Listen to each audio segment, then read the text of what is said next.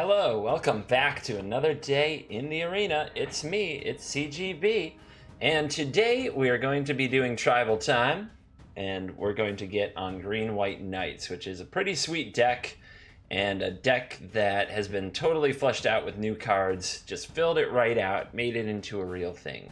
But before we do that, just a quick announcement. At the end of this video, we're going to talk about schedule. That is what days you can expect what videos and about how many videos a week. I've been a little all over the place trying to make a lot of content and see how it fares. And since we've been doing that, I have analytics, I have feedback, and I have an idea of what we're going to do going forward. So if that is something you want to know more about, stay till the end of the video. I'll leave it at the end. If that is something that, whatever, it shows up in my YouTube feed, I don't need to know those things, then you don't have to watch that. We're going to quickly talk about our green-white deck. And it's really a lot of 4-0s. Not too much to talk about necessarily, but Dauntless Bodyguard is a 1-drop. After that, Knight of Grace is another very clear 1-drop. What's not so clear is Knight of New Benalia, a card I feel really bad playing, being vanilla. But the fact is that what we need is another 2-drop, another aggressive 2-drop, another thing that hits really hard, especially against control. And in a deck like this, it's always a good idea to have at least 11 aggressive drops that you can play before turn 3. So adding the 4 Dauntless Bodyguards to the 7 Knight of Grace and 3 Knight of New Benalia, we have 11. That's just to make sure that you always play something in your first few turns. It's very hard to win games where you don't play anything until turn 3 with an aggressive deck. However, once we get to that sweet turn 3, we also got a combat trick here. Assure, +1/+1 counter on creature, and it gains indestructible. It's a good little trick. It does team up with the knight to maybe make it a little better. And in the late game, assemble can make 3 knight tokens with vigilance. 2/2s. And I guess they're also elves. These are the weirdest looking knights I've ever seen. They look like the ghosts that help Aragorn and Legolas at Gondor. They're just creepy. The critters from inside the mountain. Anyway, Benalish Marshal is here, of course. Knight of Autumn is a new knight and an absolutely amazing knight with a lot of different modes. If you don't know which mode to use, just make it a 4/3. Put the 2 counters on it. Otherwise, destroying an artifact or enchantment or gaining 4 life both can be helpful in a lot of different situations. History of Benalia, it's your go-to card. Card's amazing. Then up here at the 4s, we have the Valiant Knight, of course. That double strike is pretty clutch. And the Conclave Cavalier, which is a Centaur Knight. And when it dies, you get Elf Knights. However that works. It splits in half, and I guess they were elves posing as a Centaur. All along, funny. And then we have Conclave Tribunal to remove and get rid of stuff. Just be like, nope, you don't get to play no more. That's funny, because if that is squee in the art of the Conclave Tribunal, it can be cast from under the Conclave Tribunal anyway. Squee always gets away. In the mana base, we have the help of Unclaimed Territory to cast our green knights, so we get to cheat on green lands. Everything else is pretty darn straightforward. Let's go play some games of Magic.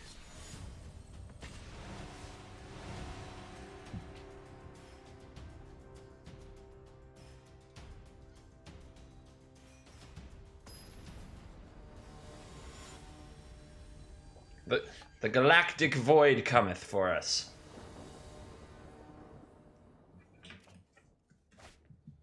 Okie dokie, we got a curve, sorta. We don't have a 3-drop, but we have 12 3-drops in the deck. We can probably find one. And if we draw land instead, we'll have Conclave Cavaliers coming down. So this is a keep. Easy keep. Easy peasy, guacameasy. Such a keep. Why is the dragging not working? What? Let's go. Let's go. Let's play the magic. Make sure you pass priority with your Dauntless Bodyguard. Shock, huh? At least our opponent wants to pose like they have one. They're taking 2 damage to play their land untapped. They probably got a shock. Yep, 2 more damage in there. Play our Knight of New Benalia. Oh, it's Opt. Opt is what you want to take 2 damage for against a 1-drop. Interesting. Perhaps they very badly need another land. Pass that priority. Then you can chase birds.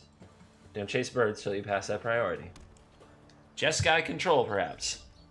We'll see just how prepared they came for this. I definitely want to lead with the history first, the Marshal second. Deafening Clarion's also a thing that we may have to think about. Do we want to play into the Clarion? We do. Because if the history makes another knight the following turn. Deafening Clarion does 3 damage to all creatures. It costs 3 mana. That's what I'm talking about. It requires white mana and red mana, so it's Jeskai colors.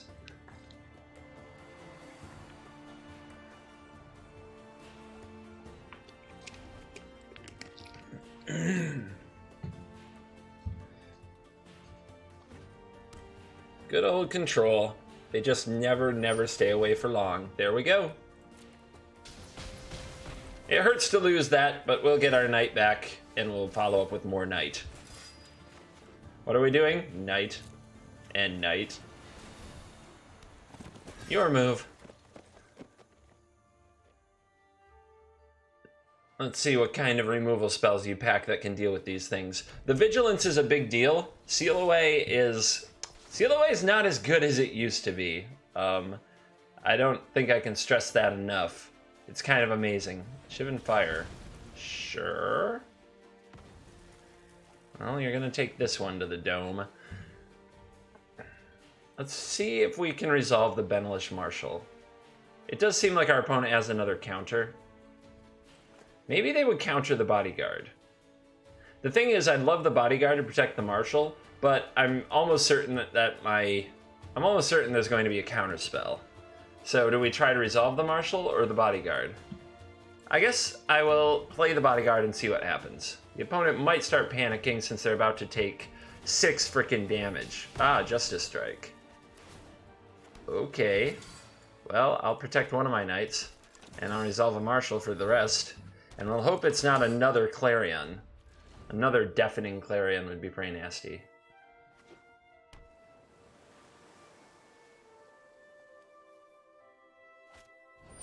Sure.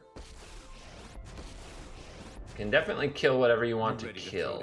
I'm gonna hover over you like a dark cloud. Yep.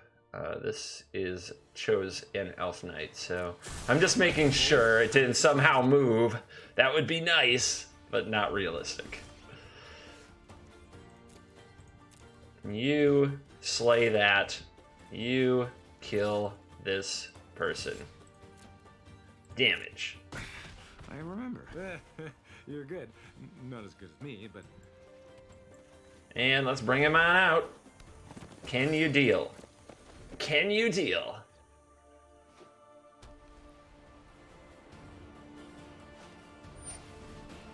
Alright. You dealed. I don't think they would make that play, though, if they had Settle the Wreckage, so we're not playing around it. We'll hold the land for a kind of like, what are we doing over here, and hope. That's the draw. They need... No, Clarion off the top won't do it. Sorry I'm late. In fact, I don't know what would do it. We're going face. We're going face and making no apologies. Kind of interesting that they went for the draw effect there when there's really nothing that could get them out of it. If they had minused, maybe I'd at least have somehow made a mistake, but no, I'd still go face. Nothing would stop the face. Yay! Down with Jeskai control. We get a new deck. Walk the plank. Again, young CGB will be exploring such shenanigans. Let's get right into our next game.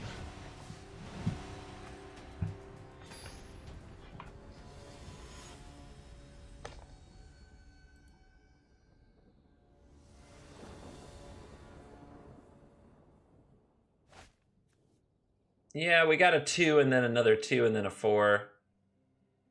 It's alright. It's alright. Not the greatest. We don't have History of Benalia. We don't have Valiant Knight. But will it be good enough to go up against the Mentor squad? Let's see. Usually a lot of power and toughness, and especially like keywords like First Strike and Vigilance. It's pretty good. Oh, I see. Well, can't mentor yourself. Let's get the First Striker down. Might just brick wall the Banneret. Might also die to shock. But you gotta start somewhere. History of Benalia, awesome draw there. Awesome on both sides. But I got a first striker. Yeah, I can do that too.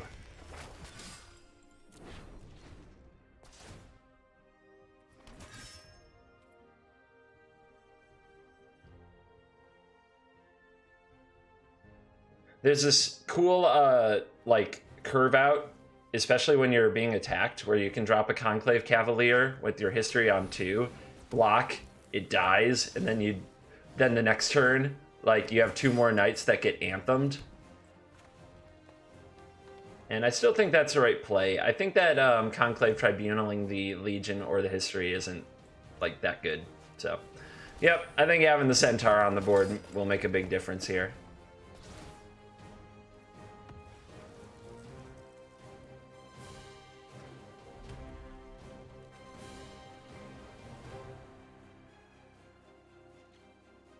Meow.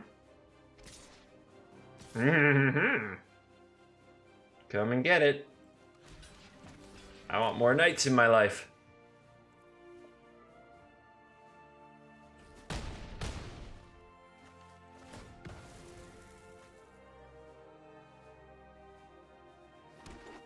Let's see if we can flip the script on Boros here a little bit. We can start attacking with all this vigilance and our History of Benalia going off. That's pretty intense.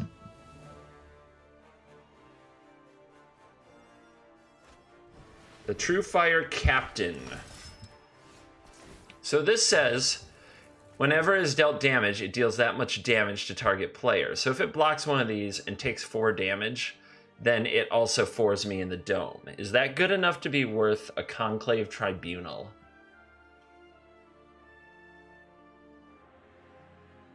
I don't think so. I think that we play our Benalish Marshal, we let it knock us down to 9. The opponent right now is looking at 20 damage. It's a lot. And more than that when I play you. Yeah, let's get it. Most of it as vigilance, for God's sake. We can always clean things up after combat. I don't want to hold back any attackers because of the Conclave.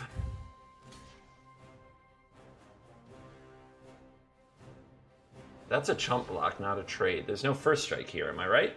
I'm right. And it's to a player, not another creature. Here come the blocks.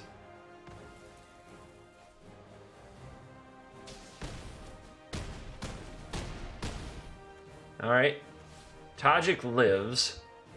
We could Tribunal the Tajik now. And then our opponent just has no permanence. Seems pretty good.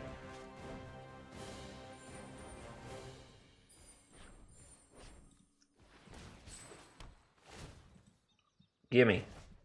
And I'll play you tapped and save the life total, since I am at frickin' 8. I also said multiple times I would go down to 9. I can't math under pressure.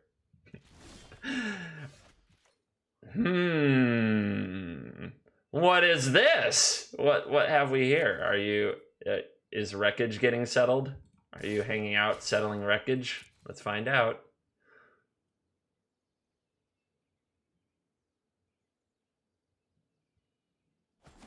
Our opponent also may play Deafening Clarion, which would sweep the board, so I'm going to hold back my Knights of New Benalia.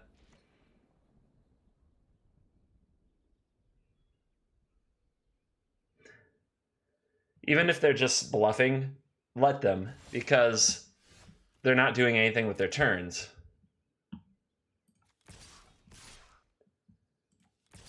All right, what you got? This time we're playing around a one-off removal spell like the Lightning... Well, I guess the Lightning Helix would keep them alive.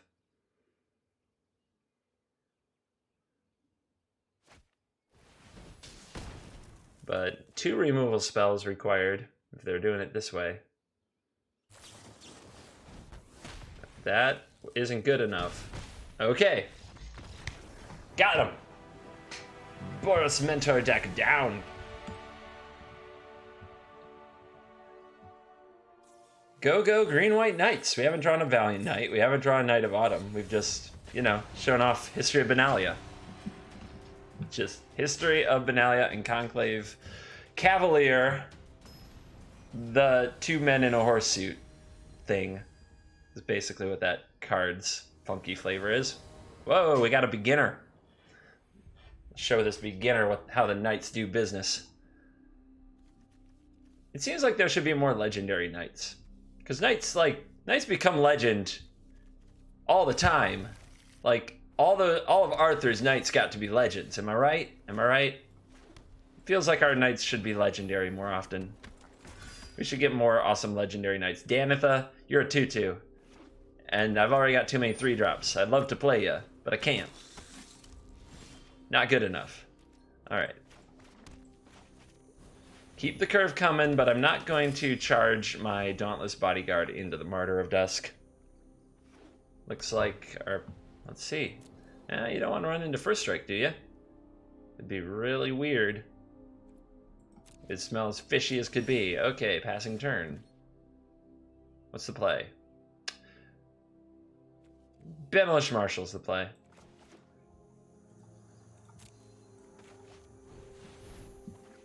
Definitely don't want to use my Tribunal on a Martyr of Dusk. But that Martyr of Dusk is doing a good job against the Dauntless Bodyguard for now. But we don't want to trade at all, because once Valiant Knight comes down, that's not a problem anymore. Okay.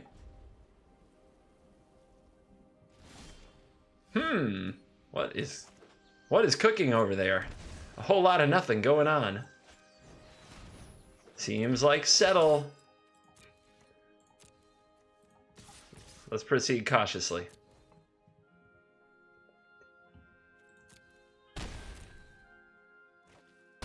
Alrighty. No blocks, no actions. Things are going perfectly.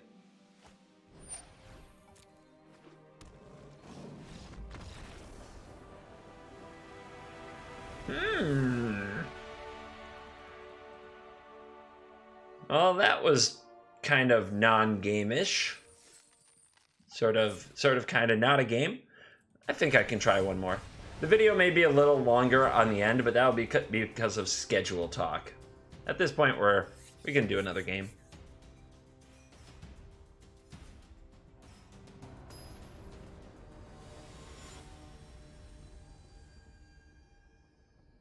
SS. What is up?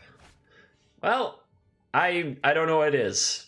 The deck is great at drawing curves and good mana. Like, if I could do this all day, every day, with every beatdown deck I assemble. Yep. That'd be nice. That'd be nice. S maybe not so much. S has to think. S is having a think. Having a little brain session. All right, let's roll.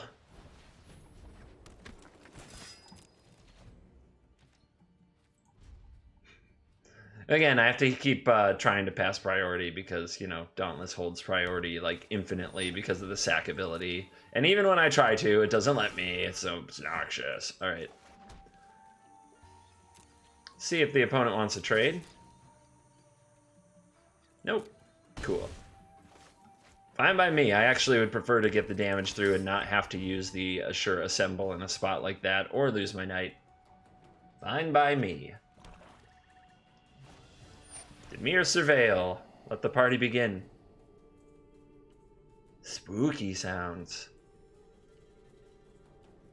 I mean, Innistrad it's not. That's the spooky set. But they're trying to make surveil really like creepy for something. I don't know. Alright. Well, let not us be held back.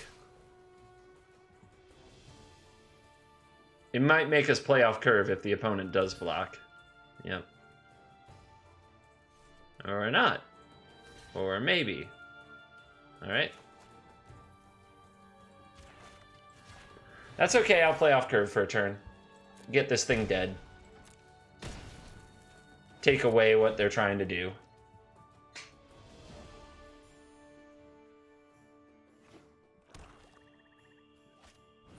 And the Awakener. Nice. Both my creatures can attack into that.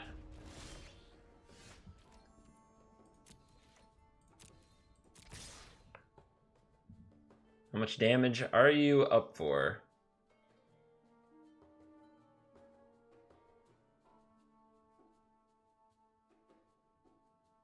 All the damage. All right.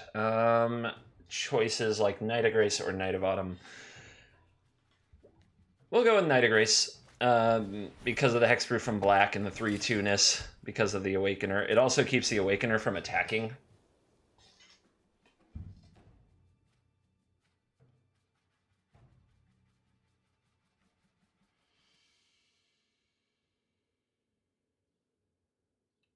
Big turn. What you got? Dead weight. All right. Finally, less priority holding.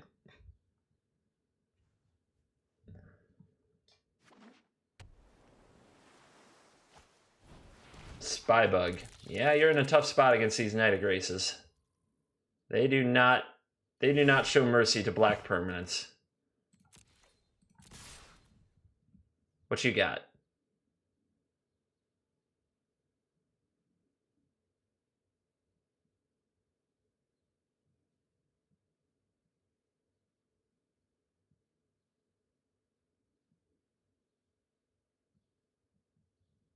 It's a tough spot. Our opponent can like chump with Spybug, and the next turn they might be able to attack with the Awakener.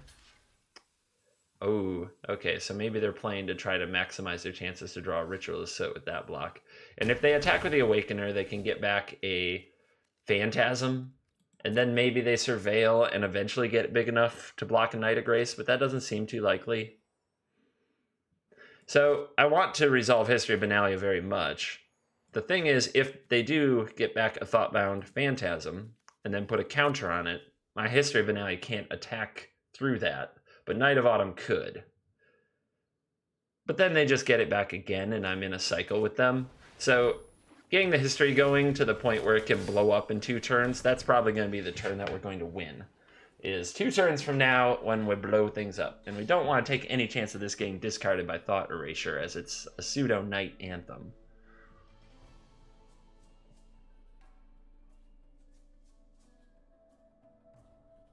Glad we played one more. This game's exciting.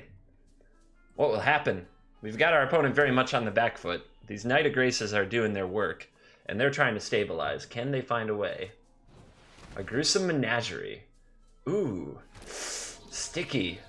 That gets back 2 blockers. But that, I don't think, will stop my Knight of Grace, my Knights of Grace from crashing in. I think we hold this back because the block is too easy with the Awakener. Now, there is the opportunity to, like, double block, put a Phantasm and Awakener in front of a Knight of Grace, and then the one that survives will kill the Knight of Grace. It's a thing. It could happen. I don't know where that leaves my opponent in the long term. Probably not that well off either way. It's a tough choice.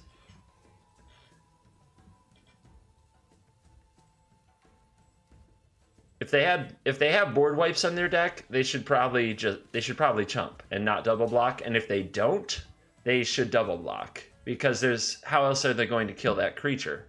So we do have the double block, and the Spybug is still alive. Our opponent may be trying to combo kill us with a Doom Whisper, but they don't have nearly the life total for that. All right, I'm going to kill the Awakener and leave the Phantasm. The Awakener can bring back a Phantasm, so it seems to make sense. I'm going to keep a card in my hand, and we'll gain 4 life. Or no, we'll put the counters on it. What am I thinking? We're going to leave a card in our hand. Hopefully, if our opponent plays Thought Erasure, the discard spell, they'll try to use it on us. And the opponent will scoop it up after seeing that card. The History of Benalia is about to go off. The team's about to be super beefy.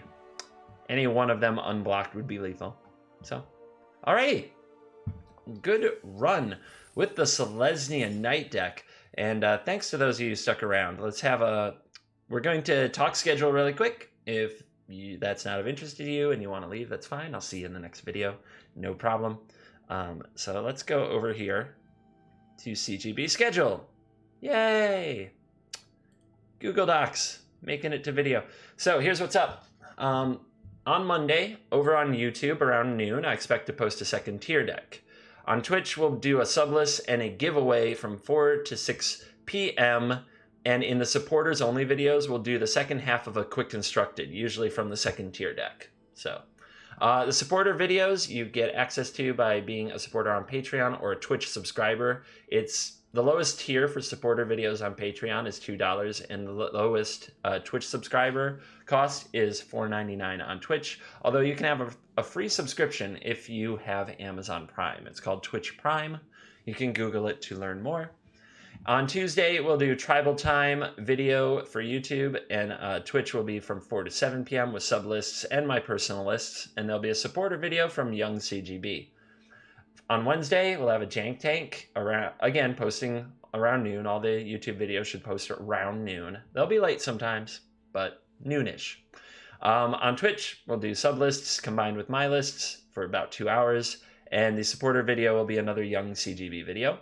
On Thursday, we'll have Spike's Corner with spiky tryhard decks, and then we'll do sublists and my lists over on Twitch from 4 to 7 p.m., and the second half of a quick constructed, likely featuring a Spike's Corner, will be the supporter video. On Friday, we'll have supporter video. We'll have a YouTube of Young CGB, and we'll have a supporter video of Young CGB. So you get at least 4-ish hours of Young CGB a week. Supporter videos, you get about 5 additional. You get about 5 additional videos a week, and for free, you get 5 videos a week. And of course, my Twitch content is free. It adds up to 15 hours a week of free content and 20 hours a week of content if you're interested in being a supporter. That's assuming an hour per video. Obviously, we don't usually go an hour. I was taking my time into account too, the part where I have to get them all tagged up and edited. I actually don't edit. That's a lie. But what I mean is I do have to do the tagging, the upload, add the thumbnail, do the title, post on the various places that I have made a video, etc., etc. So, not planning to do content on the weekends. Any content you get on the weekends will be bonus content, which I'll do if I can. We did Young CGB Live last Saturday. It was fun. I'd love to do it more, but for the most part, weekends are when I tend to need my own time and to relax. But I will, if at any point in the weekend I have a few hours and I want to do something like go live or make another video, I will. So yeah, this is to give you an idea about where I'm at. So doing 20 hours a week of content, this is not my full-time job. I'm not a full-time content producer. I would love to double the output and make even more free and even more for supporters. We're on a path to that.